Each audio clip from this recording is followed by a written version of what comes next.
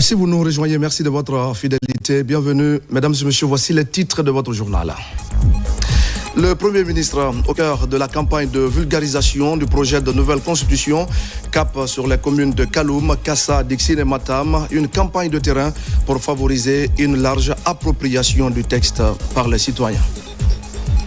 Retraite stratégique au ministère de l'économie et des finances. 2 jours de travaux pour affiner le plan opérationnel du département.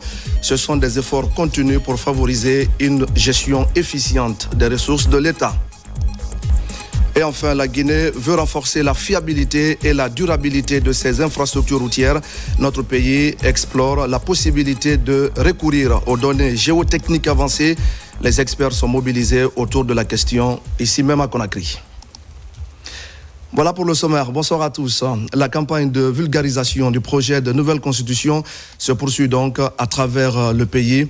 Dans les communes de Kaloum, Kassa, Dixine et Matam, le Premier ministre a remis officiellement les copies du projet au président des délégations spéciales. Une démarche qui vise à permettre aux citoyens de comprendre le contenu de ce texte constitutionnel. Ousmane Bangoura. Geste symbolique, la remise des copies du projet de nouvelle constitution au président des délégations spéciales. Une remise solennelle dans le cadre du lancement officiel de la campagne de vulgarisation au niveau des communes de Kaloum, Kassa, Dixine et Matam. Cette cérémonie qui marque le lancement des activités de vulgarisation du contenu du projet de la nouvelle constitution dans nos différentes communes nous offre une opportunité de fédérer nos efforts afin d'apporter une visibilité citoyenne à ce projet qui nous rassemble et qui nous ressemble. Nous avons jugé nécessaire de faire venir également les anciennes autorités des communes concernées pour venir participer à la vulgarisation, car nous avons pensé qu'au lieu de faire venir toute la population, il fallait faire venir des personnes qui sont censées d'aller vers les populations pour une meilleure compréhension. Pour porter ce message jusqu'au quartier, une large mobilisation a été enregistrée. Président des délégations spéciales, chefs de quartier, chefs de secteur, administrateurs des marchés, mais aussi représentants de mouvements associatifs ont répondu à l'appel. Qu'est-ce qu'il faut retenir? C'est que cette stratégie de vulgarisation n'est pas une campagne. La campagne sera annoncée et nous ferons la campagne pendant cette période. Mais la vulgarisation, c'est pour permettre à la population de s'approprier du contenu de cette nouvelle constitution. Le Premier ministre Amadou Ouriba a profité de cette rencontre pour livrer un discours d'orientation, insistant sur l'importance de l'appropriation citoyenne du texte. Les citoyens doivent connaître leurs principaux droits qui vont être consacrés par cette constitution. Pour que demain, que personne ne leur dise vous n'avez pas droit à cela, alors qu'ils ont effectivement droit à ce que d'autres peuvent les empêcher d'en jouir. C'est très important de connaître ce qu'il y a à l'intérieur. Parce que tout le monde ne va pas vous expliquer demain, vous avez le droit d'inscrire vos enfants à l'école, et si les enfants n'ont pas de place dans les salles de classe, vous pouvez porter plainte contre l'État ou contre la collectivité locale. Parce que ça devient une obligation pour la collectivité locale, pour l'État, de construire l'école et de permettre à l'enfant d'étudier. D'où, dans le projet constitution, on dit le droit à l'éducation. C'est veut dire que l'État a l'obligation de tout mettre en œuvre pour que tous les enfants de la République puissent aller à l'école jusqu'à l'âge de 17 ans.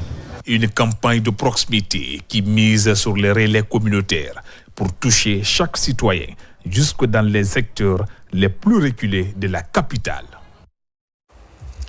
À travers cette campagne nationale de vulgarisation, la Guinée veut se doter d'une constitution partagée, mais surtout comprise par l'ensemble des citoyens. Dans la préfecture de Mali, le ministre de l'Habitat était avec les administrateurs locaux. Mori Kondé et sa suite ont largement édifié les citoyens sur ce document qui marque une étape importante vers la refondation institutionnelle de notre pays. Moussa Kouyaté. Après les étapes de l'Abbé et de l'Elouma, le ministre de l'Urbanisme, de l'Habitat et de l'Aménagement du territoire chargé de la récupération des domaines spoliés de l'État est dans la préfecture de Mali. Mori Kondé vient communier avec les administrateurs territoriaux, les présidents des délégations spéciales, le vice-président, les responsables des jeunes et les femmes leaders d'opinion et religieux. Les échanges portent sur le contenu du projet de la nouvelle constitution. Depuis plusieurs jours, conformément au programme national, nous qui sommes là, déjà, nous sommes en train de vulgariser et de valoriser le projet de cette nouvelle constitution. Parce que celle-ci reflète les besoins, les préoccupations de tous les citoyens de la Guinée. La nouvelle constitution est bien plus qu'un simple document juridique. Elle représente l'âme même de notre nation qui consacre notre engagement envers les valeurs fondamentales de la liberté, d'égalité et de fraternité. Le ministre Mori Kondé a expliqué que ce projet de nouvelle constitution est aligné sur 3 axes prioritaires, à savoir l'axe social. L'axe social, c'est pour améliorer les conditions et le bien-être de la population guinéenne et bâtir des infrastructures socio-éducatives et culturelles en faveur du peuple de Guinée, partout où le Guinéen se trouve, quelle que soit sa religion, sa communauté, sa provenance, que le Guinéen soit traité au même pied d'égalité. Le deuxième axe, c'est l'axe économique. Cette constitution a mis des garanties et des garde-fous qui permettent désormais d'assurer la bonne gestion de nos ressources naturelles. Le troisième axe, c'est l'axe politique. Cette constitution renforce la démocratie. Elle permet non seulement de faciliter la passation de pouvoir entre les chefs d'État sortants et les chefs d'État entrants, et il protège les chefs d'État pendant l'exercice de leurs fonctions et après l'exercice de leurs fonctions. Ceci facilite la passation pacifique de pouvoir. Dans ce projet de nouvelle constitution, plusieurs opportunités s'offrent à la Guinée et au peuple. Tous les Guinéens, quels qu'ils soient, comprennent très exactement ce qu'il y a dans la constitution pour savoir ce qu'il faut faire. La préfecture de Mali, comme ils ont su le faire lors du recensement administratif à vocation d'état civil, ils sont comme premier de la région de l'Abbé. Donc cette fois-ci encore à faire une bonne vulgarisation pour faciliter la compréhension des citoyens en prélude au scrutin du 21 septembre 2025. Cette vaste campagne nationale de la vulgarisation du projet de nouvelle constitution dénote de la volonté des autorités à faire impliquer le peuple dans les prises de décision majeures de la République de Guinée. Ces séances de vulgarisation se poursuivent également à l'extérieur du pays. Au Libéria, par exemple, l'ambassadeur et son équipe étaient dans les mosquées et dans les églises de Monrovia. Des moments de communion autour du projet de nouvelle constitution, un projet qui a été largement expliqué aux fidèles afin qu'ils s'impliquent eux aussi dans la vulgarisation de ce texte fondateur. Lamine Camara est notre envoyé spécial. Après plusieurs quartiers concessionnés par l'équipe de vulgarisation du projet de nouvelle constitution de l'ambassade de Guinée au Libéria, cette tour des lieux de culte fréquentés par la forte communauté guinéenne, ici à Monrovia. Dans ces mosquées, l'ambassadeur et sa suite partagent un moment de communion avec les fidèles musulmans. Ici, le caractère rassembleur et impersonnel de ce texte constitutionnel conçu pour l'ensemble des Guinéens, sans distinction d'ethnie ni de religion, est au centre des échanges. La nouvelle constitution vraiment nous donne un nouveau chemin de développement, s'il faut le dire. On sera vulgarisé ce projet, la nouvelle constitution. Peu après ces mosquées, la délégation de l'ambassade est reçue par les fidèles chrétiens. Dans ces églises, l'hôte de marque rend tout d'abord la grâce pour ces moments de spiritualité partagés avec ses compatriotes dans leur lieu de culte. S'appuyant sur les innovations majeures qu'introduit ce projet de nouvelle constitution, l'équipe de l'ambassade de Guinée au Libéria met aussi en avant sa vocation à renforcer la cohésion sociale et l'entraide mutuelle entre ses compatriotes.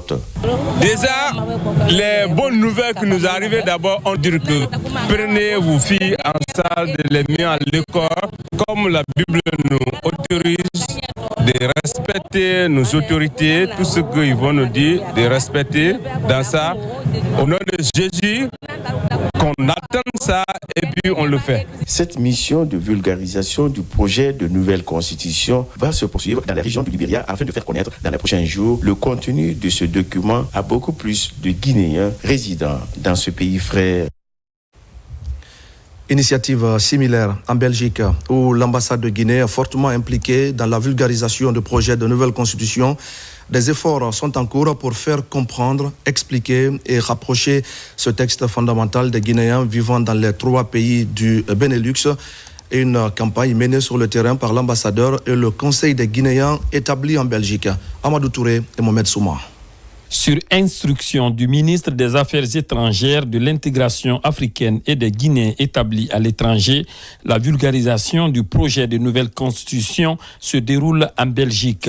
Cette rencontre qui porte sur la remise officielle des exemplaires du projet de nouvelle constitution marque le point de départ de l'initiative. L'invite qui a été faite par le président de la République au chef de mission diplomatique à travers notre ministre Dr Maurice Sanda Kouyaté pour venir recevoir les copies du projet de la nouvelle constitution et de vulgariser le contenu de ce document à travers nos juridictions respectives.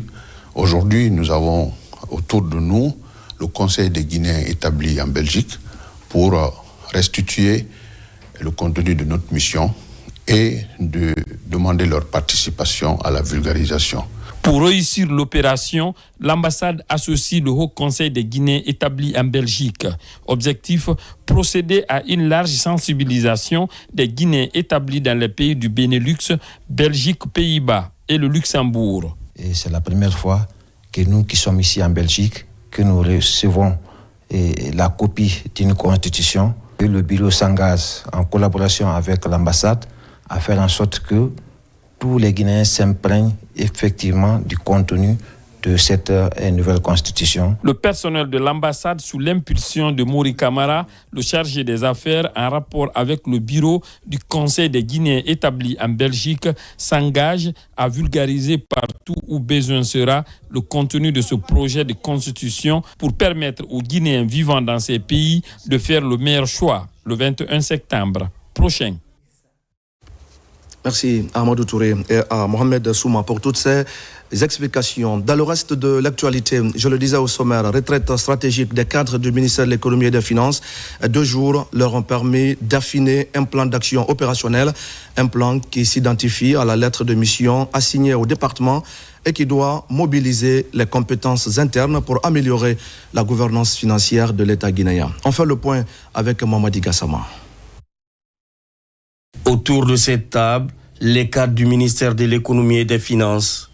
Dans une synergie d'action, ils sont parvenus à peaufiner le plan d'action opérationnel du département de l'économie, conformément à la lettre de mission qui leur a été assignée. Notre ministre, il a instruit à l'effet qu'on se retrouve à travers une retraite de 2 jours pour travailler entre services techniques, services d'appui et le cabinet à l'effet d'élaborer un plan d'action opérationnel ainsi que des drafts de comptes de performance pour identifier l'ensemble des actions, l'ensemble des activités ainsi que les indicateurs de résultats qui nous permettent d'évaluer l'état d'avancement pour l'atteinte des objectifs stratégiques au nombre de 17 qui ont été assignés par notre département sectoriel. Constitué un groupe thématique, cette retraite a également permis de passer en revue les objectifs stratégiques, les actions identifiées à date et les indicateurs des résultats. Ces thématiques rentrent carrément dans les missions qui incombent au ministère de l'économie et des finances. Le premier groupe thématique, c'est le groupe économie. Le deuxième, c'est le groupe contrôle. Le troisième, c'est le groupe renforcement de capacités. Et le quatrième, c'est le groupe mobilisation des ressources. L'objectif à terme est de mettre en place un plan d'action global consolidé. Pour une gestion axée sur les résultats, les différents services seront très prochainement soumis à la signature des contrats de performance avec le chef du département de l'économie et des finances. Et voilà qui nous amène à parler de l'accès au financement en faveur des petites et moyennes entreprises. Les efforts de l'État se situent aujourd'hui dans l'atténuation des pertes de l'emprunteur. Cet outil est le fonds de garantie des prêts aux PME dont les acteurs viennent de se retrouver en conseil extraordinaire. Je rappelle qu'il y a quelques mois, près de 5000 emprunteurs étaient touchés par cette initiative pilotée par le ministère du Commerce. Abdul Karim Kamara. Les efforts d'atténuation du risque de crédit se poursuivent afin de chasser le doute chez les PME. Un levier d'absorption d'une partie des pertes du prêteur sur les prêts en cas de défaut de paiement. Les acteurs en charge du fonctionnement de cet instrument appelé Fonds de garantie des prêts aux entreprises se retrouvent dans un conseil extraordinaire. Le suivi des recommandations de la première rencontre de l'année est largement débattu. La direction générale qui met tout en œuvre aujourd'hui pour pouvoir faire avancer, pour pouvoir atteindre les objectifs, naturellement, c'est le plus important. Mais aussi, c'est pour dire quelles sont les perspectives sur lesquelles nous pouvons capitaliser pour faire du fonds de garantie l'une des institutions très phares, très dynamiques au sein de l'écosystème financier guinéen. Ici, les différents comités spécialisés, notamment celui de l'audit, font leur compte-rendu avant le débat sur la finalisation du manuel de procédure du fonds de garantie. Les membres du Conseil félicitent la direction générale du fonds pour ses efforts, car à la date du 31 mai 2025, l'on est à près de 5000 emprunteurs pour un montant de crédit de plus de 254 milliards de francs guinéens. Nous avons été très fermes avec la direction générale sur ces recommandations qui sont aussi importantes pour la gouvernance de cet outil. Nous reconnaissons aujourd'hui l'effort de la direction générale sur ces points déjà apurés.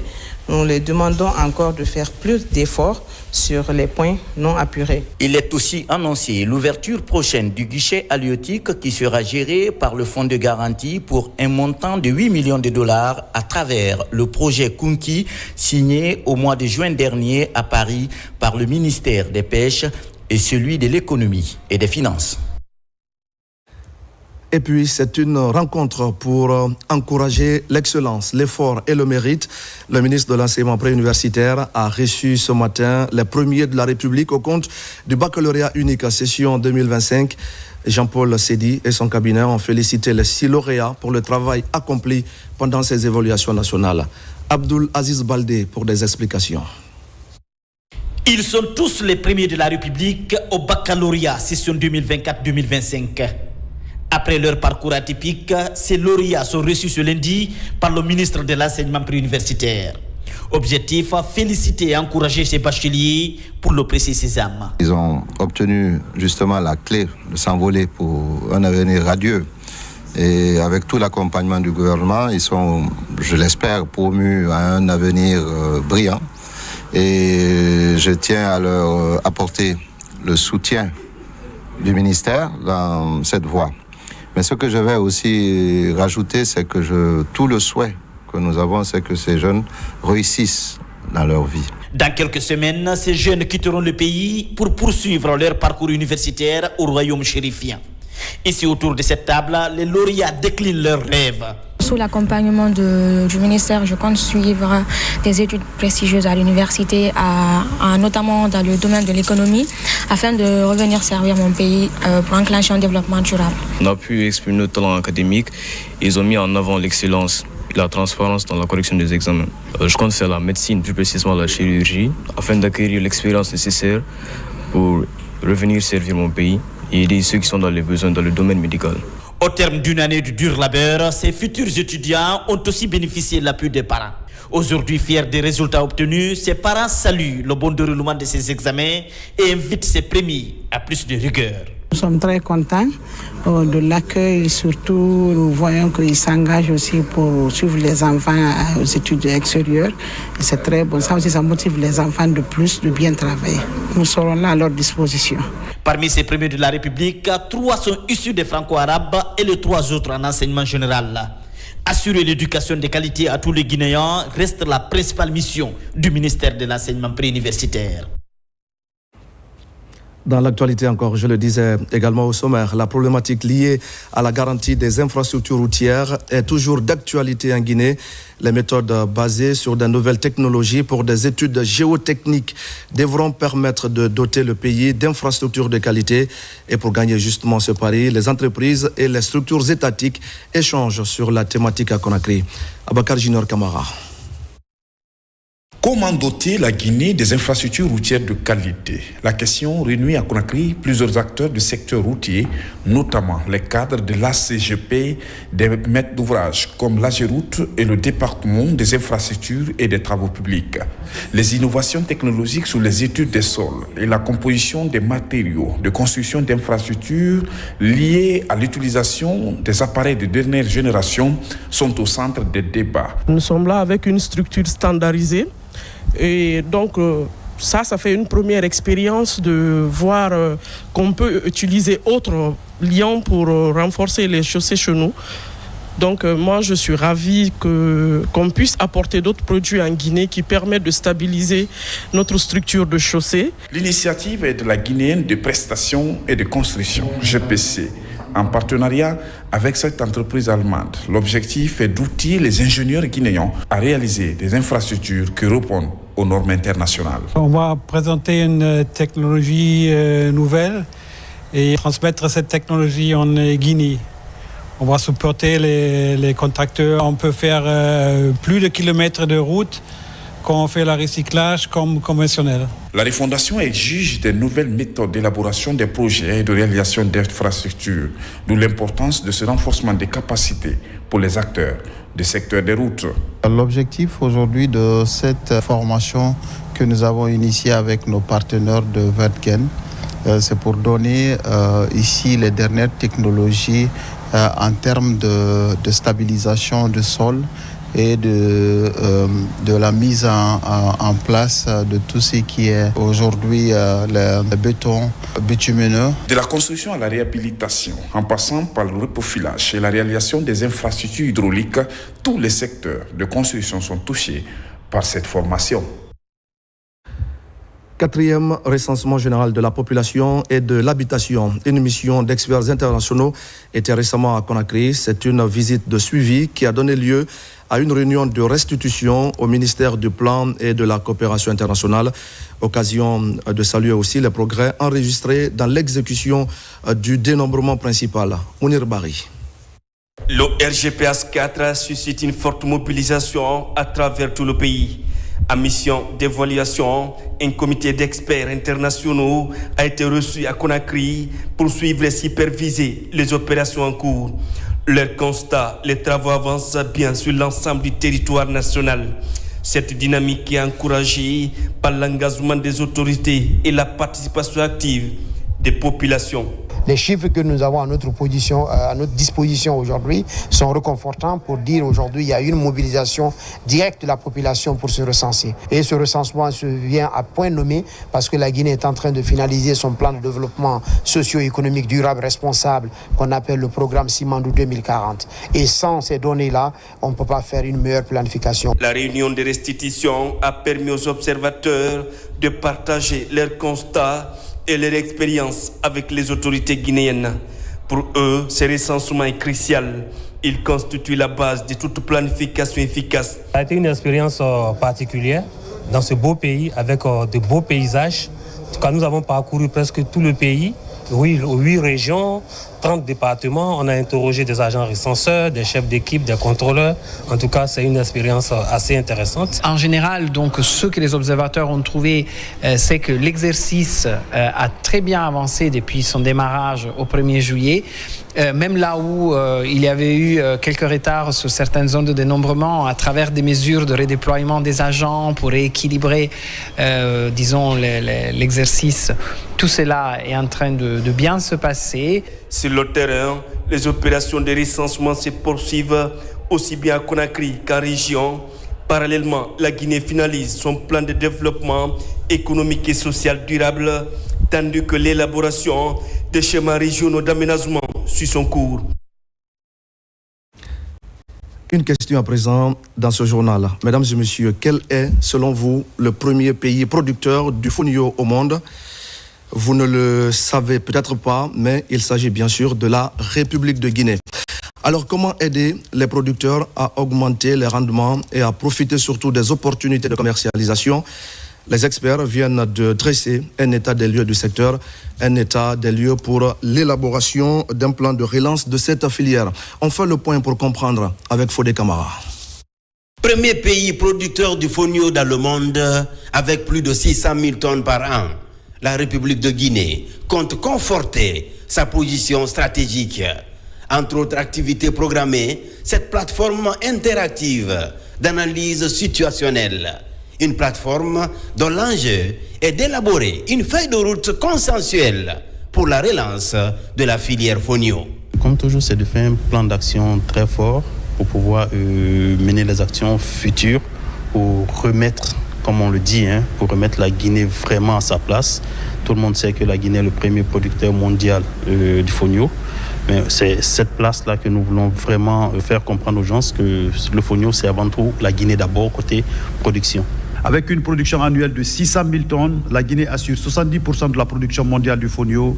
Le secteur emploie des milliers de personnes et contribue de ce fait à assurer un revenu à des millions d'individus et de familles. C'est pourquoi, durant ces 2 journées, vous serez amenés à faire un dialogue des contraintes majeures qui pèsent sur la valorisation de cette céréale largement sous-exploitée. Principal axe de réflexion, l'amélioration du rendement et le respect des normes de qualité pour plus de compétitivité du fonio made in Guinée sur le marché international. Quelles sont réellement les difficultés, les problèmes que les acteurs rencontrent pour pouvoir exporter le fonio sur le marché international? Quelles sont les exigences de ces marchés et comment maintenant on peut accompagner les acteurs en renforçant leur capacité? D'autres aspects, c'est le renforcement de la gouvernance de la filière fonio. Aujourd'hui, on veut relancer la filière fonio au niveau non seulement national, mais aussi à l'international. Il faudrait que la gouvernance de cette filière, et monsieur le ministre tient à cela, à partir de la structuration de l'ensemble des producteurs, des transformateurs et des acteurs comprenant ici cette filière, ça doit être vraiment un cadre qu'il faut capitaliser. Autre défi, doter cette filière des instruments de gestion pour faciliter l'accompagnement des producteurs à la base par la facilitation de l'accès au financement et autres opportunités de professionnalisation. Merci à Fodé Camara. Mines et développement durable au niveau de la Chambre des mines de Guinée, la protection et la restauration de l'environnement prend une place importante. Et c'est d'ailleurs le but du réseau environnement bauxite. Le REB s'occupe de la synergie des actions de sociétés minières au niveau des jeunes impactés. Une rencontre bilan est organisée avec le concours de plusieurs partenaires. Mariam Kamara.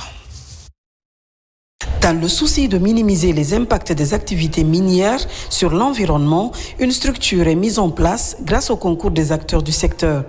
Le réseau environnement bauxite est le bras réparateur et préventif des sociétés pour une activité minière conforme au respect de mère nature. Originellement, les miniers sont considérés comme des destructeurs de l'environnement. Quand ces mêmes miniers ont dans leur souci comment revégétaliser, comment renforcer la biodiversité, comment protéger l'environnement, c'est quelque chose qui doit marquer. La Chambre des mines de Guinée en a fait son cheval de bataille.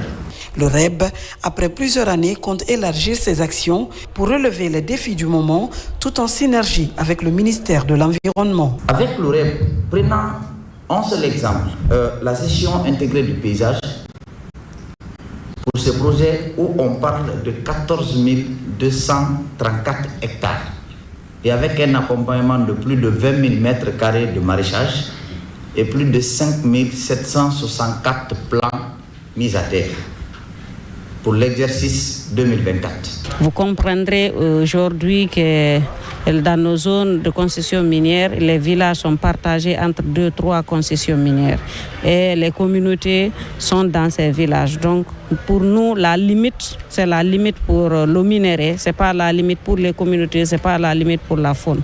Donc, d'où l'idée de travailler en synergie pour gérer ces impacts cumulatifs. Au cours de cette rencontre, plusieurs distinctions ont été remises aux membres du réseau et partenaires engagés dans la responsabilité environnementale des zones impactées par les activités minières. Aussi, des réflexions sont en cours pour un réseau national élargi à toute forme d'exploitation minière. Signature de convention entre le ministère de la Jeunesse et des Sports et la FAO. Les deux parties décident de mettre leurs efforts ensemble pour la mise en œuvre du projet d'appui à la formation et à l'insertion socio-économique des jeunes à travers le machinisme agricole. L'objectif de cette convention qui porte sur 2 ans est de contribuer à la sécurité alimentaire, au développement national et à lutter contre la précarité dans le rang des producteurs. Moussa Komara. La FAO et le ministère de la Jeunesse et des Sports signent cette convention pour révolutionner le secteur. Notre objectif est clair. Il s'agit d'améliorer la productivité agricole et les revenus des producteurs en professionnalisant le conseil agricole et en développant le machinisme agricole en Guinée. Cela va se traduire concrètement, et ça a été déjà relevé, par l'intégration de 50 jeunes dans les parcours d'insertion professionnelle qualifiante, le renforcement des capacités opérationnelles de 3 centres d'identification et d'orientation des jeunes pour l'emploi, ainsi que le soutien que nous allons apporter à la création d'au moins 40 entreprises dirigées par des jeunes. Nous sommes avec donc la première cohorte qui est un programme pilote aujourd'hui, à moins d'1 an. Je tiens donc à remercier donc la FAO, qui n'est pas à son premier geste avec le ministère de la Jeunesse. De l'autre côté, le président de la République a investi beaucoup d'argent dans la mécanisation. Ce programme ambitieux intitulé Projet d'appui à la formation qualifiante et insertion socio-économique des jeunes dans le secteur du conseil et machinisme agricole va se dérouler dans 3 régions, Conakry, Kindia et Mamou. Le montant total est de $304 000 américains. Je reste convaincu qu'avec l'accompagnement de nos partenaires techniques et financiers traditionnels, cette mise en œuvre se traduira par les succès non seulement escomptés, mais aussi permettra de faire une mise à l'échelle de ce projet. En misant sur l'entrepreneuriat agricole, le ministère de la Jeunesse et son partenaire classique, la FAO, espèrent construire une nouvelle génération d'acteurs ruraux capables de transformer son destin et contribuer à la sécurité alimentaire. Et puis après le lancement officiel de ces activités sur l'orientation et la planification des jeunes, l'heure est à la sélection de 100 jeunes entrepreneurs, hommes de carrière et porteurs de projets sur toute l'étendue du territoire national. La commune de Ratoma est la première commune à bénéficier de cette initiative. 10 jeunes entrepreneurs viennent ainsi d'être sélectionnés en vue de faciliter leur insertion socio-professionnelle. Sekou Souma et Salou Silla. Autour de la planification et de l'orientation des jeunes pour bâtir une Guinée nouvelle ont été abordés lors de cette rencontre nationale. L'objectif est d'amener les jeunes à mieux se structurer, à s'engager, à s'organiser pour un avenir meilleur. Ce programme national ambitionne de financer plus de 1000 jeunes entrepreneurs et d'orienter 300 autres vers des projets viables. L'atelier national de planification et d'orientation a été conçu pour corriger cette fracture et bâtir un cadre d'accompagnement concret autour de 3 piliers. 1. L'orientation stratégique et professionnelle. 2. La planification de parcours. 3. L'insertion économique et sociale. Étudiants, porteurs de projets, jeunes employés ou entrepreneurs, tous saisissent cette opportunité pour renforcer leurs capacités, structurer leur ambition. Aujourd'hui, la Guinée a besoin de tous ses fils, notamment de sa jeunesse, pour qu'elle soit informée, éduquée et préparé au monde du travail. Je me réjouis de l'autre côté du fait que ça soit porté par un jeune qui a décidé de prendre une partie de son temps, de son réseau, surtout de ses moyens, pour mettre à la disposition de la jeunesse guinéenne, histoire de dire à la jeunesse qu'il faut qu'on se soutienne, il faut qu'on s'accompagne, il faut vraiment qu'on puisse s'inspirer nous-mêmes. Cette rencontre se veut un cadre d'échange constructif, favorisant l'adoption de bonnes pratiques entrepreneuriales. Le secteur privé a décidé d'assumer pleinement ce rôle d'emploi des jeunes, d'insertion des jeunes, et ils étaient avec nous dans les communes, ils sont avec le ministère, ils seront avec évidemment ces organisations privées, ces ONG privées, pour pouvoir passer son temps qui sont les réservoir pour pouvoir absorber. Après le lancement officiel, les activités se poursuivront dans les communes de Ratoma et Sonfonia, ainsi que dans les préfectures de Dubreka, Kindia, Mamou, Kankan et Zérékouré. Un mot de santé à présent, avec le forum des organisations non étatiques sur la santé, un forum qui vient d'avoir lieu ici même à Conakry.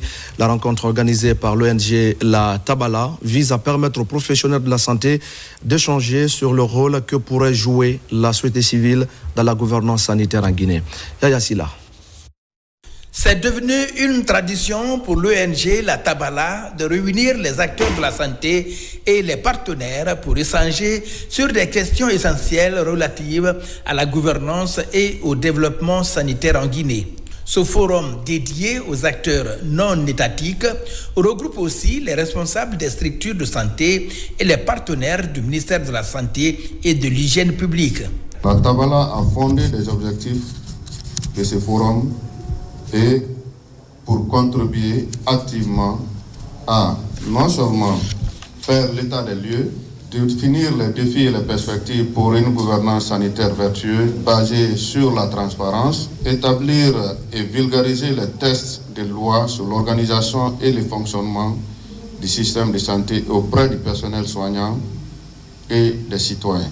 Ce type de rencontre pourra sans doute favoriser un dialogue structuré entre l'État et les organisations de la société civile afin de progresser vers la couverture sanitaire universelle dont la Guinée est l'État membre. Le partage de bonnes pratiques et les leçons apprises et la proposition de recommandations réalistes et réalisables. Le rôle de la société civile dans la gouvernance sanitaire est perçu par les autorités comme une alternative reconnue dans le développement du système sanitaire en Guinée. Les organisations de la société civile sont, à bien des égards, des partenaires clés de notre action publique. Par leur proximité avec les communautés, leur capacité d'innovation sociale, leur vigilance citoyenne, et leur expertise technique. Elles contribuent de manière significative à la mise en œuvre, au suivi et à l'évaluation des politiques de santé. Pendant toute la journée, les professionnels de santé ont débattu à travers des panels plusieurs thématiques liées au développement des infrastructures et aux soins de santé en Guinée. Et puis, planification et budgétisation des droits de l'enfant, progrès depuis 2010, c'est le thème de la journée de l'enfant africain, célébrée en différé. L'événement est organisé par SOS Village d'enfants pour accompagner le gouvernement guinéen. La réunification familiale était également au cœur de la célébration pour offrir aux enfants un cadre de vie et l'assurance d'une relation affective et éducative durable. Toumani Sira Diallo et Diamo Kaba. Refuge des enfants désespérés, SOS Village d'enfants est un symbole de la bienfaisance mondiale. À Kankan, une journée de réunification familiale est organisée pour faciliter le retour de certains dans leur famille. SOS Village d'enfants en Guinée, en tant qu'acteur engagé pour les droits des enfants, sans ou risquant de perdre la prise en charge parentale, est fier d'accompagner cette initiative. Notre présence aujourd'hui témoigne notre volonté de travailler main dans la main avec les autorités locales, les services techniques, les OSC, les communautés et les enfants eux-mêmes. De la population guinéenne à moins de 15 ans. Ce chiffre montre à quel point les enfants représentent non seulement l'avenir, mais le présent du pays. Un appel fort. Faisons du budget pour l'enfant une priorité nationale. Ce moment de grande émotion célèbre la journée de l'enfant africain différé. La maison commune des jeunes de Nabaya est choisie cette année encore pour revaloriser le potentiel des tout-petits. Franchement, le président nous a montré qu'il tient aux enfants. Parce qu'on ne peut pas dire qu'un enfant est heureux, un enfant a des bonheurs si ses droits n'est pas concrétisé, n'est pas planifié, n'est pas budgétisé. Si à budget, on peut tout faire. L'autonomie des tout-petits est un engagement renouvelé par toutes les parties pour répondre à l'évolution des besoins. En commun, plusieurs projets sont à développer également pour faire connaître les droits de la petite enfance dans le registre de la lutte contre toute forme de violence. Lancement à Boké d'une vaste campagne de sensibilisation sur les violences basées sur le genre à travers des causeries éducatives organisées dans la commune urbaine et dans certaines sous-préfectures. Les agents sensibilisateurs ont expliqué surtout aux chefs de famille les enjeux de cette pratique, mais aussi les recours possibles en vue de sanctionner les auteurs de violences basées sur le genre. Younoussa Tawel Kamara. La direction régionale de la promotion féminine de l'enfance et des personnes vulnérables de Boké multiplie des séances de sensibilisation sur la violence basée sur le genre dans les communautés. Dans la commune urbaine, certains lieux publics sont visés, notamment le centre d'autonomisation et d'entrepreneuriat des femmes et filles KF pour véhiculer les messages axés sur les enjeux de ces pratiques. Ces panels ont permis non seulement de sensibiliser ces femmes, mais aussi de recueillir leur point de vue. Donc cela a permis aux femmes de comprendre prochainement si elles veulent entreprendre ou bien si elles ont des problèmes de violence basés sur le genre, les voies de recours, tout en passant ici par le ministère de la promotion féminine qui est leur ministère tutelle. De là, les agents sensibilisateurs se rendent à la radio rurale de Boké pour s'adresser aux citoyens en langue du terroir en vue de mieux comprendre les méfaits de ces fléaux. Ensuite, cap sur d'autres espaces d'échange ciblés, comme ici à l'école Filira. À travers des causeries éducatives, les panélistes, composés des agents de la santé, de la police judiciaire et d'autres acteurs évoluant dans la promotion des droits des femmes, sont également mis en contribution pour endiguer les violences basées sur le genre. On a des acquis. Il y a la politique nationale de la santé et de la reproduction, il y a la gratuité de certains actes, il y a la prise en charge de certaines pathologies infectieuses, par exemple le paludisme, le VIH, il y a le dépistage et la prise en charge de la malnutrition, c'est les femmes enceintes et les femmes allaitantes. Pour toutes les femmes et les filles, droit, égalité et autonomisation est le thème retenu pour cette vaste campagne de sensibilisation organisée par la direction régionale de la promotion féminine de l'enfance et des personnes vulnérables de Boké. Et puis, mesdames et messieurs, c'est un événement littéraire qui aura mobilisé plusieurs personnalités du pays. L'ancien Premier ministre Kabinet Komara a présenté son tout nouveau livre intitulé « Comprendre pour agir avec mesure et détermination ». Un ouvrage qui propose une réflexion profonde sur les enjeux de développement et de gouvernance. Mikini Moussa Kamara a assisté à la cérémonie de dédicace de ce livre édité par la maison Harmattan Guinée. Voici son compte-rendu avec Marouane Kamara. Ancien Premier ministre de la République de Guinée, banquier chevronné et expert international, Kabinet Komara signe un nouvel ouvrage engagé, Comprendre pour agir avec mesure et détermination. La cérémonie de dédicace est organisée par les éditions L'Harmattan Guinée. Dans ce livre de 340 pages, l'auteur aborde sans détour les défis majeurs du développement, tant pour la Guinée que pour le reste du monde. Il y propose des solutions bâties sur des principes de gouvernance responsable et de solidarité humaine. C'est un livre qui évoque l'ensemble des problèmes à différents égards, non seulement dans mon pays, mais en Afrique et dans le monde, et en parlant aussi de grands hommes et de grandes dames, dont l'exemple mérite d'être suivi. Un recueil de réflexion, de conviction et d'analyse que le Premier ministre a pensé mettre dans un ouvrage pour la postérité de notre pays. Toute histoire qui n'est pas racontée est oubliée.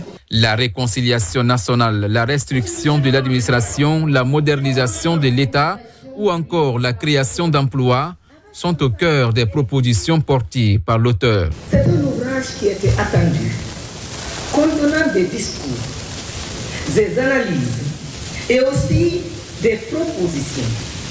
Un livre avec des enjeux majeurs de la Guinée et du monde.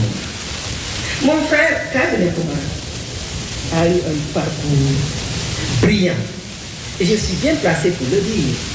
Il a été mon élève. Il a aussi été mon collègue au ministère du Plan et de la Coopération internationale. Ce qui m'a frappé en lui, c'est son intelligence pétillante. Lorsque la célèbre, la rigoureuse enseignante, Maman Aïcha Ba, vous a qualifié, quand vous étiez déjà à l'université, de génie. Quand on passe à une si belle école, l'échec ne vous regarde pas du tout. Cabinet Komara mise aussi sur la promotion de la cohésion sociale, l'intégrité et la justice pour construire des sociétés durables. Et voilà, mesdames et messieurs, c'est la fin de ce journal. Merci à tous de l'avoir suivi. Je vous retrouve demain pour d'autres actualités de la Guinée, le paradis, terre de richesse et d'innovation. Je vous souhaite à tous de passer une belle soirée en compagnie de nos programmes.